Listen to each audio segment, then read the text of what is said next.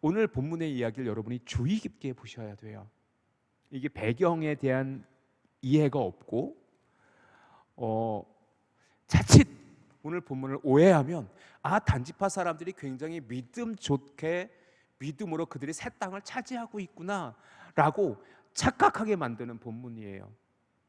절대로 오늘 본문을 그런 관점에서 보면은 본문을 완전히 오도하는 거예요. 오해하는 거예요. 지난주에 우리가 함께 나누었던 것처럼 이 단지파라는 12지파 중에 이 단지파라는 지파는 원래 유다와 에브라임 산지 사이에 하나님께서 땅을 주셨어요. 우리 지도 한번, 첫 번째 지도 한번 올려주세요.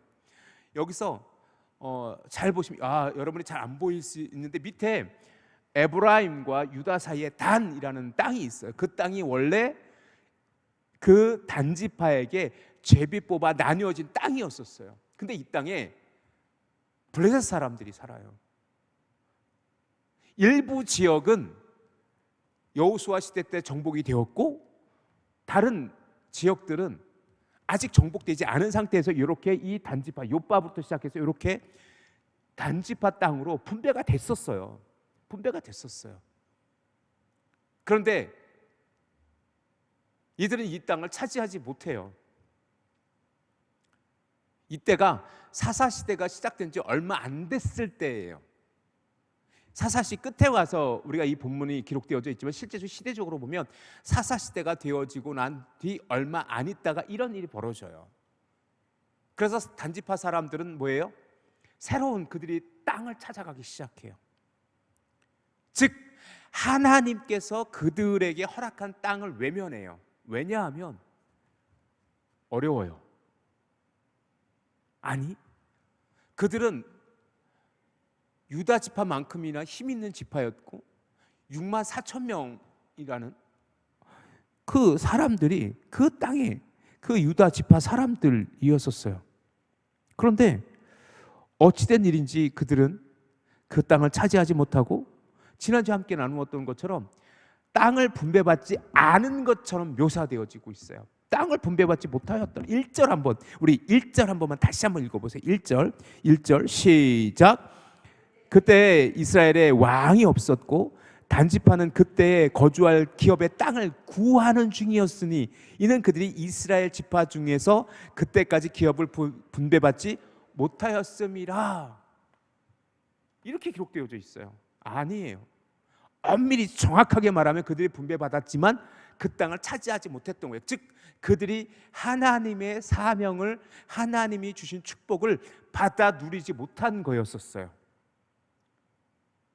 그래서 그들은 또 다른 방법을 찾기 위해서 그들은 새로운 땅을 찾아 나가기 시작해요. 그러다가 우리가 이미 나누었던 것처럼 에브라임 지파에 속한 마가의 집에까지 이르게 돼요.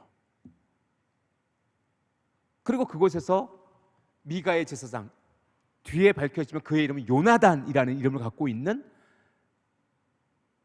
그 사람을 만나게 돼요. 그것이 레위 청년이라고 우리는 지금 알고 있고 이후에 가면 그것이 요나단이라는 이름으로 밝혀지게 돼요. 근데 문제는 뭐냐면 그 거짓 잘못된 그 제사장이었던 그 레위 청년, 그 이름은 요나단이지만 지금은 아직까지는 그 이름이 밝혀지지 않고 있는 그 사람에게 이러저러한 이야기를 묻고 그가 내가 미가라는 집에 제사장이 돼 있어요 라고 하니까 그러면 나를 축복해줘 라고 하고 그 제사장은 이렇게 그들을 축복해요. 자, 5절 한번 우리 함께 보시겠습니까? 6절 한번 같이 보시겠습니까? 6절 사사기 18장 6절 시작. 그 제사장이 그들에게 이르되 평안히 가라, 너희가 가는 길을 여호와 앞에 있느니라 하니라. 하나님의 거룩한 이름으로 함부로 사용하고 있는 거예요. 자칫 이런 배경 없이 이 본문을 읽으면 굉장히 믿음 좋아 보여요. 하나님이 축복해 주셨어, 이제 잘 될 거야 라고 생각하는 것 같아요. 그래서 그들이 간 땅이 라이스라는 곳이에요.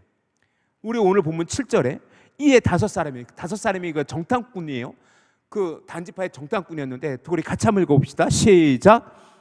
이에 5사람이 떠나 라이스에 이르러 거기 있는 백성을 본즉 염려 없이 거주하며 시돈 사람들이 사는 것처럼 평온하며 안전하니 그 땅에는 부족한 것이 없으며 부를 누리며 시돈 사람들과 거리가 멀고 어떤 사람도 가도 상종하지 아니함이라.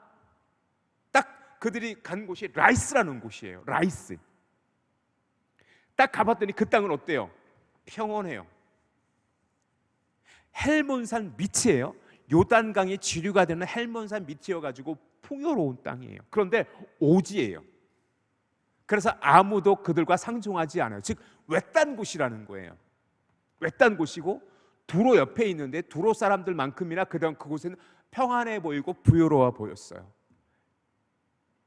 두 가지. 첫 번째, 그래서 그들이 생각한 건 뭐예요? 점령하기 쉬워.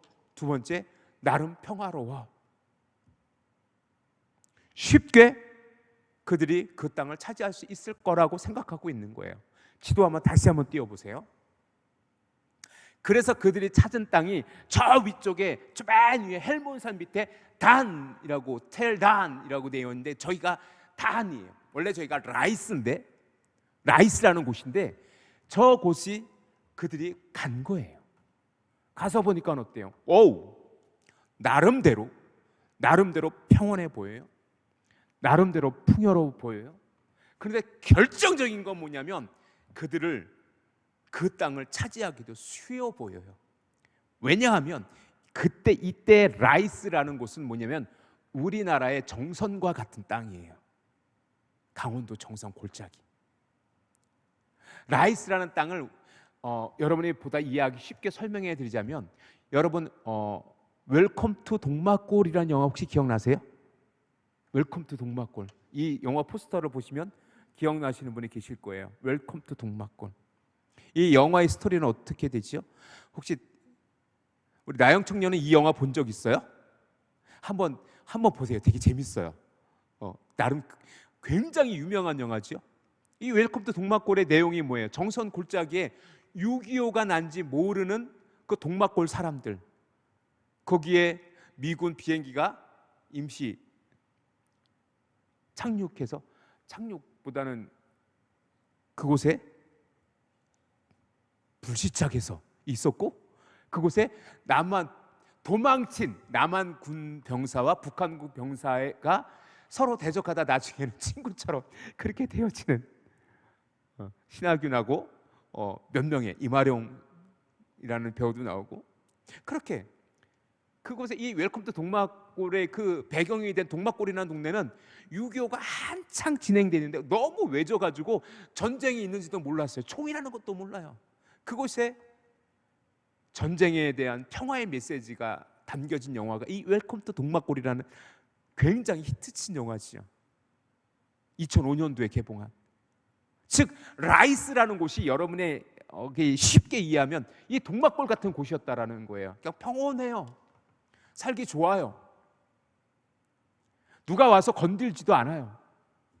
그런데 그 지도에 보면 헬몬산이라고, 그 헬몬산 바로 밑에 있어요. 라이스라는 곳이.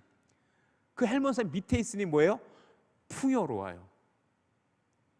그렇게 그 5명이 라이스라는 곳에 이르러요. 오! 너무 좋은 거예요. 풍요롭지요.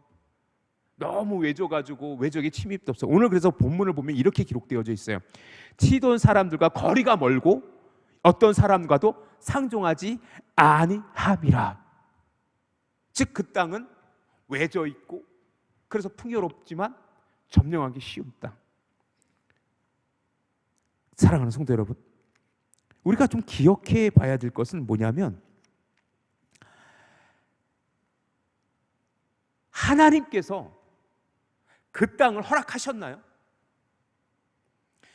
하나님께서 너희 단 지파 너희들이 보니까 내가 너무 버거운 땅을 준 것 같아. 그 강한 블레셋 군대가 있는 그곳을 너희에게 주었더니 너희가 점령하지 못했지. 그래, 조금 평안한 곳으로 가서 그 땅을 차지하고 그 땅에서 살아라라고 언제 한번 하나님께서 말씀하신 적 있어요? 없다니까요. 그런데 이 단지파의 정탐꾼 5명과 그 단지파 사람들은요, 그 땅을 어떻게 평가하는지 한번 들어봅시다. 우리 8절 한번 보세요.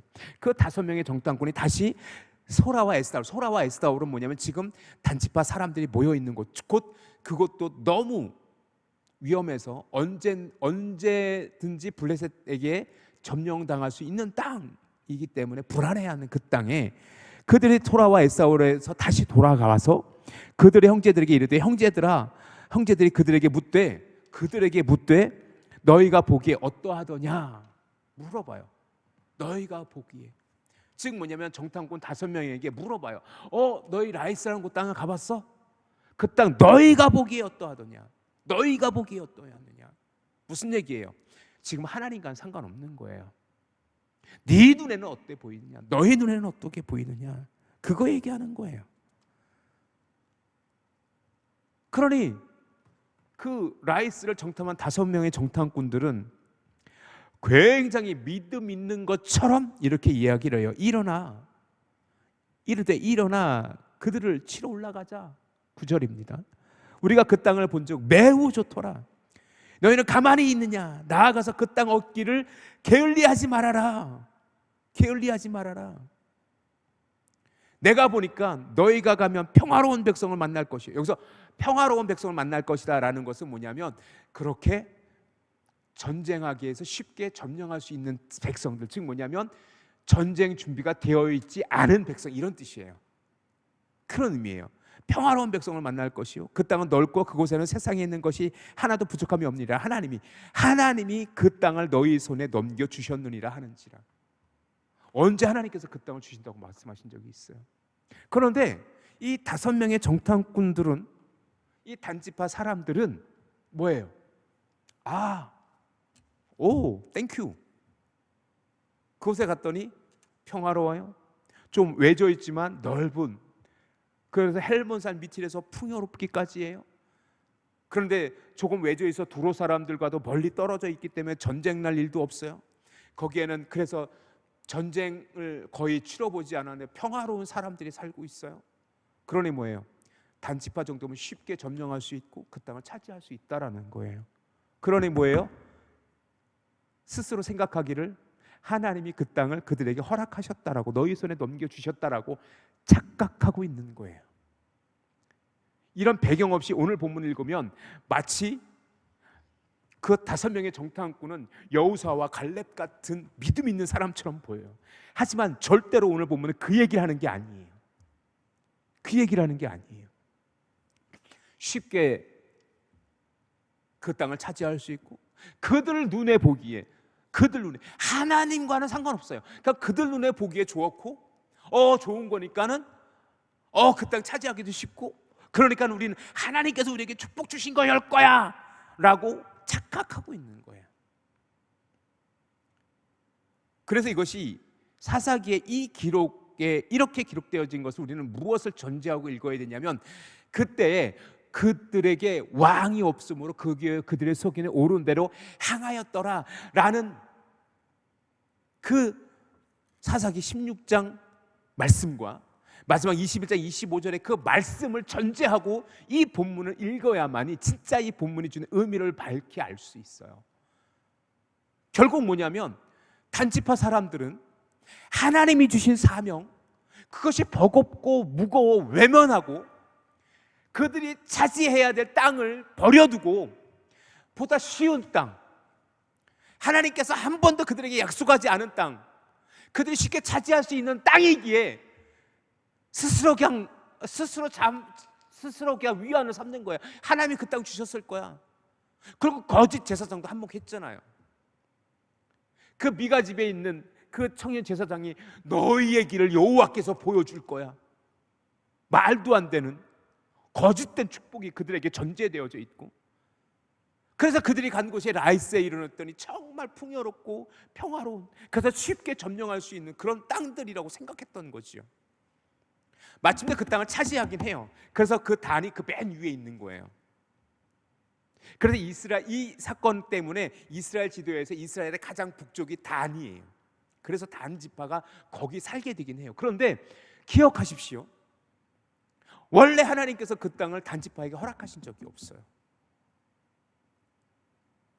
자칫 오늘 본문을 통해서 우리가 좀 진지하게 고민해야 될 것은 무엇이냐면, 하나님께서 내게 요구한 사명은 무엇이고 내가 감당해야 될 사명은 무엇인지를 여러분이 묻고 그 사명에 헌신되어지는 저와 여러분 되어질 수 있기를 주님의 이름으로 축원합니다. 자, 우리 여러분, 우리가 늘 고백하는 우리의 믿음의 고백, 거룩한 부르심의 시작. 거룩한 부르심에 응답하는 사명 공동체. 여기서 기억해야 될 건 그럼 거룩한 부르심이란 뭐냐라는 것이요. 첫 번째 우리가 기억해야 될 것은 뭐냐면 하나님으로부터 부여된 사명이냐라는 거예요. 하나님으로부터 부여된 사명이냐. 우리가 해야 될 일, 우리가 감당해야 될 사명들이 하나님께 내게 허락되어진 사명이냐라는 거예요. 그리고 두 번째는 뭐냐면 우리가 그 사명이 순종할 수 있는 믿음의 고백이 있는가, 우리에게 그 사명을 감당할 수 있는 믿음의 고백이 있는가. 하나님께서 우리에게 사명을 주실 때는요, 우리의 능력치가 하나님에게는 중요한 결정의 이유가 아니에요. 하나님께서 우리에게 사명을 주실 때 우리가 얼마나 능력 있는가에 대해서는 별로 하나님께서는 중요한 문제가 아니에요. 왜냐하면 하나님께서 우리에게 사명을 주셨을 때는 무엇도 더불어 주신다? 능력도 더불어 주신다. 믿습니까? 자꾸 우리가 그것을 잊어버려요. 그러니까 우리는 조금만 좀 힘든 일들, 우리에게 조금은 좀 버거운 일들이 우리에게 맡겨지면 우리는 쉽게 그것을 외면해 버리려고 해요. 그리고 좀 더 쉬운 일을 찾고 우리는 스스로 무엇이라고 타협하냐면 이것이 하나님의 뜻일 거야 라고 타협해 버려요. 사랑하는 성도 여러분, 때로 우리가 감당해야 될 일이 우리가 능히 할 수 있는 쉬운 일이라고 해서 하나님의 사명이 아닙니다라고 생각해서도 안 되고, 우리가 감당해 너무 버거운 사명이라 해서 이것이 하나님의 사명이 아니라는 생각도 버려야 돼요. 문제는 뭐냐면 우리가 진지하게 하나님께 물었을 때에, 하나님께 기도했을 때 내 영적인 은혜로 이것이 내게 주어진 사명이야라고 생각되어지는 일이 있다면 그것이 쉽고 어려운 일은 상관이 없어요. 아무리 쉬운 일이라도 우리는 하나님의 능력에 의지해서 그 사명을 감당해야 되고, 우리가 감히 감당할 수 없는 일일지라도 우리는 하나님을 의지함으로 그 일을 감당할 수 있기를 위해서 헌신할 수 있는 믿음의 자세가 너무나도 중요한 우리 믿음의 모습이어야 된다라는 거예요. 사랑하는 성도 여러분, 기억하십시오. 우리는 종종 착각하는데, 어떤 착각을 하냐면 내가 할 수 없는 일은 내 사명이 아니야 라고 착각을 해요. 아니에요. 내가 쉽게 할 수 있는 일은 그건 하나님이 내게 주신 일이야 라고 쉽게 수긍할 때도 있어요. 그러지 않을 때도 있어요. 내가 감당하기 버거운 일일지라도 하나님께서 능력 주심으로 그 일을 감당할 수 있도록 우리를 이끌어 가시기 위하여 우리에게 믿음을 요구할 때가 있어요. 우리가 쉽게 그 일을 감당할 수 있을지라도 하나님께서는 그 일을 감당할 때 기도함으로 그 사명을 감당하기를 하나님께서는 바라고 계신다라는 사실을 여러분께서 반드시 기억하시기를 주님의 이름으로 축원합니다. 내가 할 수 있는 일을 한다고 해서 하나님의 사명이 꼭 그것이 하나님의 사명일 수도 있고 아닐 수도 있고, 내가 감당할 수 없는 일일지라도 없는 일이라고 해서 그것은 내게 주어진 사명이 아니라고 외면해서도 안 된다라는 거예요. 그 전에 우리는 무엇을 물어야 돼요? 하나님, 이것이 하나님의 뜻입니까? 하나님의 은혜입니까? 하나님, 내가 어떻게 응답해야 되고 어떻게 그 사명을 감당해야 되지요? 묻고 또 묻고 또 묻는 저와 여러분이 되어질 수 있기를 주님의 이름으로 축원합니다. 결국 중요한 것은 뭐냐면 하나님이 인도하시는가? 하나님께서 그들에게 허락한 사명인가? 라는 것을 단지파 사람들, 그리고 5명의 그 정탐꾼들도, 그 5명의 정탐꾼을 보고를 받은 그 소라와 에스타올에 있었던 그 단지파 사람들도 그것을 기억해야 됐었어요. 하지만 그들은 그것과는 상관없어요. 지금 조금 전에 봤던, 우리가 읽었던 것처럼 그 5명의 정탐꾼의 보고를 들은 단지파 사람들은 어떻게 행동해요? 가자. 그것이 하나님이 주신 땅일 거야 라고 착각을 해요. 자, 그래서 그들은 어떤 행동을 하는지 봅시다. 11절 한번 보세요. 11절 같이 한번 볼까요? 시작. 단지파의 가족 중 600명이 무기를 지니고 소라와 에스다올에서 출발하여 올라가서 유다에 있는 게앗 여아림에 진치니 그러므로 그곳 이름이 오늘까지 마하네단이며 그곳은 기앗 여아림 뒤에 있더라. 무리가 거기서 떠나 에브라임 산지 미가의 집에 이르니라라고 해서 처음 그 5명의 정탐꾼 5명이 갔었던 에브라임 미가의 집을 거쳐서 그 라이스에 이르러서 그 땅을 차지하게 돼요. 이제 그것이 이제 우리가 특별 금요성령 집회 끝나고 다시 본문을 이어갈 때 그때 또 나누게 될 건데, 자, 사랑하는 성도 여러분, 여기서 다시 한번 우리가 꼭 기억해야 될 것은 무엇이냐면 그 5명의 정탐꾼은요, 마치 여호수아와 갈렙과 같이 그 땅을 우리에게 주셨다고, 여호와께서 우리를 인도하실 거라고 우리에게 넘겨주셨다고 믿음의 고백을 하는 것처럼 보이지만 그게 아니다는 거예요. 또 한 가지 우리가 주목해야 될 것은 무엇이냐면, 사랑하는 성도 여러분,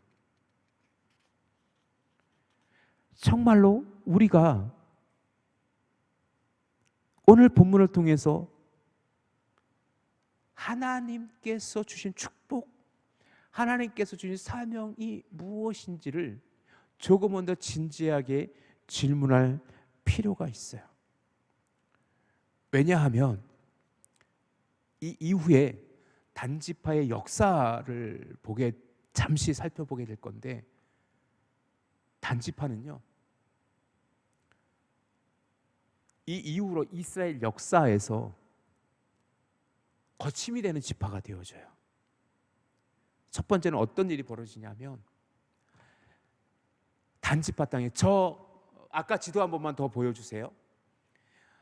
우리가 지금 새벽 예배 때 열왕기상하 역대상하를 읽었듯이 르호보암 시대 때, 솔로몬의 아들 르호보암 시대 때에 여로보암에 의해서 땅이 남북에 갈려지잖아요.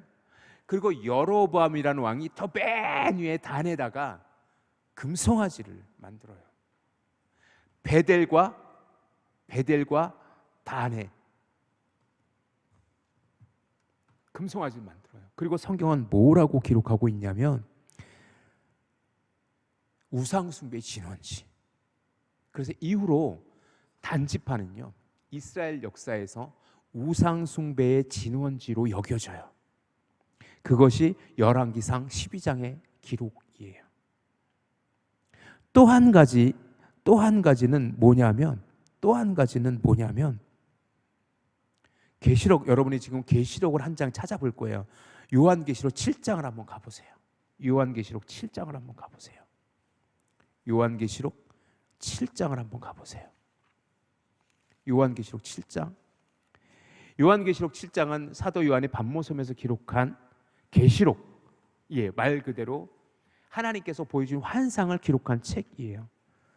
7장 4절을 한번 찾아보세요. 7장 4절 시작.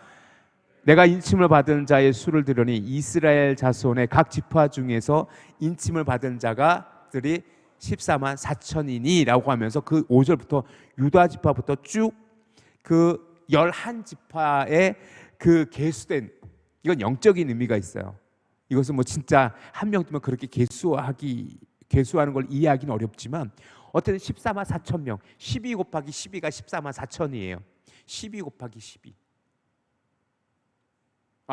120 곱하기 120, 이 14만 4천. 그것이 이 여기서 14만 4천이라는 것은 완전수, 모든 구원받은 백성을 의미하는 거예요. 어느 이단에서 말하는 것처럼 14만 4천 명만 구원받다, 그 의미는 아니에요. 그런데 중요한 건 뭐냐면 이때 각 지파, 즉 영적인 유다 지파와 그 유다 지파 이후에 11지파에 대해서 그 구원받은 백성의 수가 기록되어져 있는데 여기에 단지파는 없어요. 단지파는 없어요. 이것은 해석이 굉장히 다양해요. 왜 하나님께서는 계시록에 단지파 이름을 빼버렸을까? 그것을 한 가지 이유로 단정 지을 수는 없지만 이미 분명한 것은 하나님께 잊혀진 지파가 되어졌다라는 거예요. 이건 굉장히 중요한 문제예요. 하나님께 잊혀진 지파가 되어져요.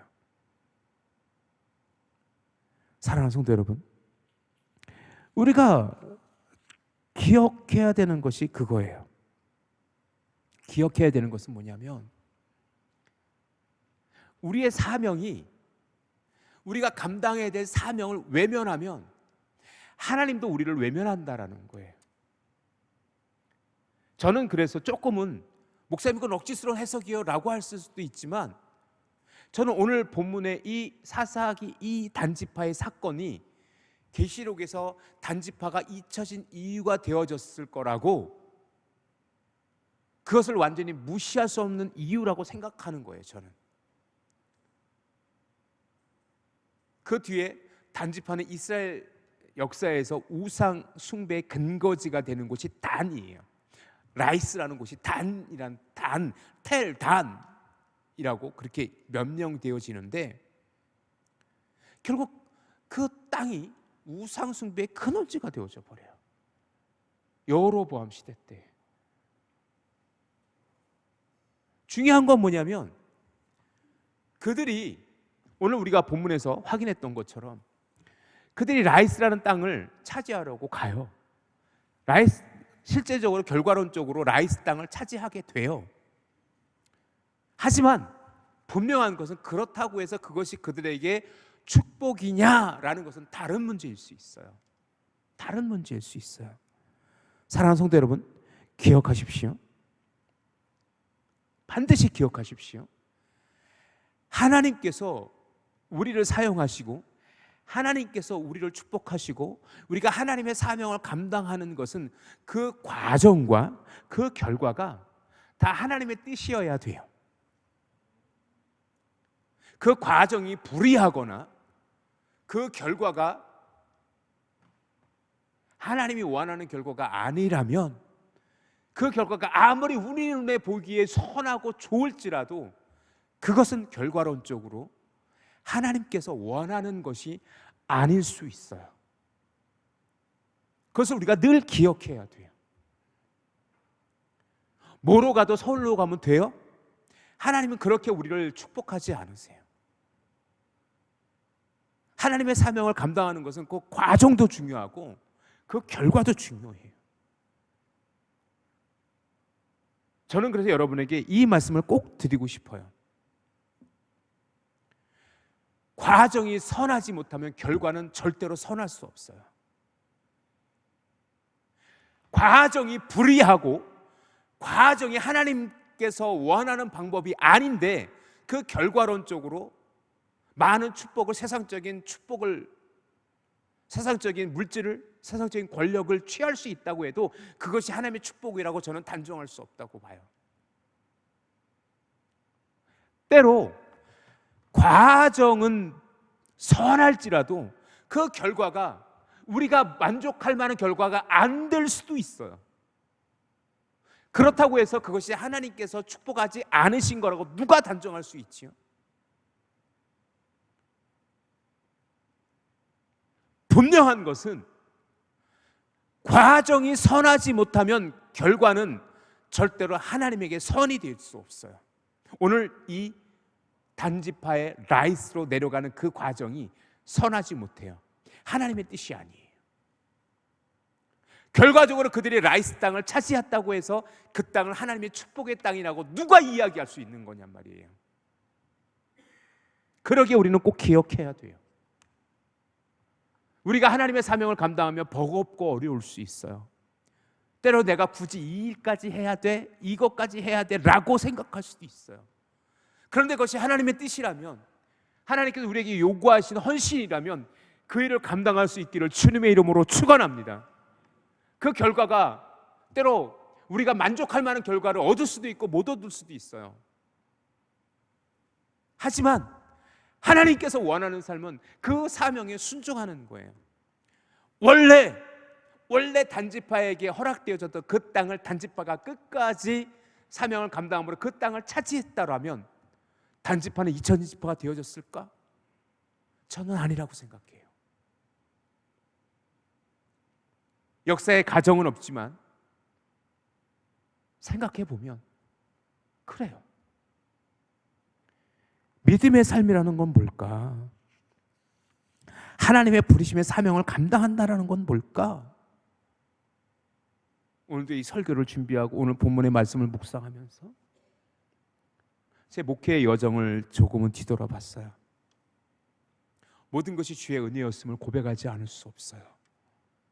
제가 이렇게 아름답고 은혜로운 이 전입교회에서 제가 사역한다는 것조차도 제게는 얼마나 놀라운 하나님의 은혜인지 몰라요. 그렇다고 해서 제 지난 20여 년의 목사로서의 삶이 늘 쉽고 늘 갈만한 길은 아니었었어요. 13년의 부교육자 생활, 그리고 4년 6개월의 첫 담임 목회지, 그리고 벌써 2년 5개월 가까이 되어진 이 전입교회에서의 사역도 늘 편안한 삶은 아니었었어요. 하지만 제가 고백하고 싶은 건 그거예요. 하나님께서 제게 인도하시는 삶이 제게 때론 버겁고 힘들지라도 그것을 외면하지 않고 그 사명을 감당하게 해달라고 오늘도 기도하지 않을 수 없었어요.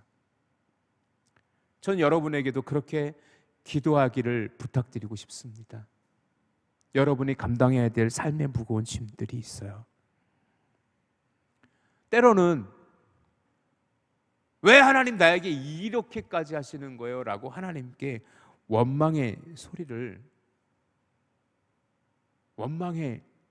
생각을 하게 할 때도 있을지 몰라요. 하지만 분명한 것은 하나님께서 또다시 우리 가운데 함께 하시길 원하신다는 거예요. 그리고 하나님은 우리의 삶을 인도하세요. 믿습니까? 그러기에 우리는 또다시 하나님께 믿음으로 나아가는 거예요. 때로 버겁고 때로 힘들지라도 그래야만이 우리가 하나님께 헌신된 사명자의 길을 갈 수 있어요. 보다 쉬운 길을 선택할 수 있어요. 하지만 그 쉬운 길이 하나님의 뜻이 아닐 수도 있다는 것 여러분 꼭 기억하십시오. 그랬으면 좋겠어요. 그렇게 하나님께 한 걸음 더 나아가기를 주님의 이름으로 축원합니다.